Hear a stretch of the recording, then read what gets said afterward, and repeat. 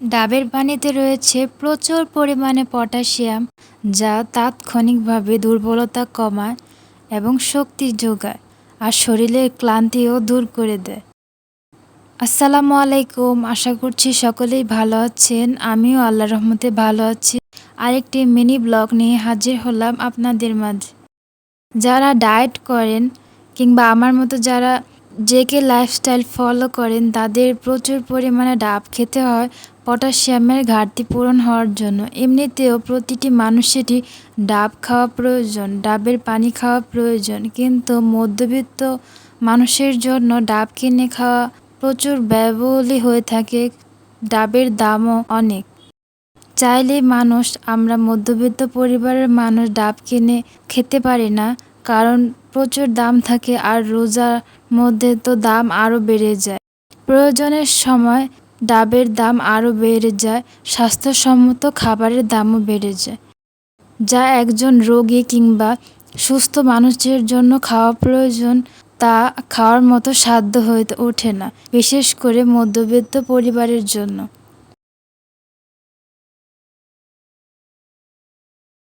রমজানের সময় আমার প্রায় প্রতিদিনই একটা করে ডাব খাওয়া হয়েছিল, যা প্রচুর ব্যয়বহুলই বটে মধ্যবিত্তদের জন্য।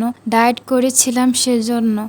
আর হাজব্যান্ড বলেছিল বাড়িতে ডাবের গাছ রয়েছে, তাহলে সেখানে গিয়েও ডাব খাওয়াবে। যেই বলা সেই কাজ। পাশের বাড়ির প্রতিবেশীরা ডাব বিক্রি করবে সেই উদ্দেশ্য করে যখন লোক এসেছিল, তখন আমার হাজব্যান্ডও সে প্রফেশনাল লোক দিয়ে ডাব পাড়িয়ে নিয়েছে। 2-3 গাছেই ডাব ছিল, 2 গাছ থেকে ডাব পাড়িয়েছে। এই যে বাড়ির সামনের গাছ, কিছুক্ষণ আগে বাড়ির পেছনের গাছ থেকেও ডাব পাড়িয়েছে।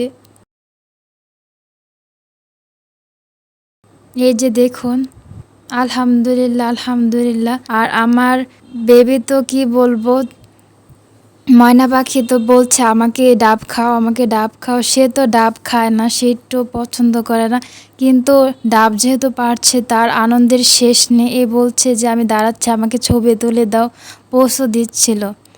এই যে ডাবের অংশগুলো কেটে নিচ্ছে, আমার হাজব্যান্ড কেটে নিচ্ছে, কেটে ভাগ করে নেবে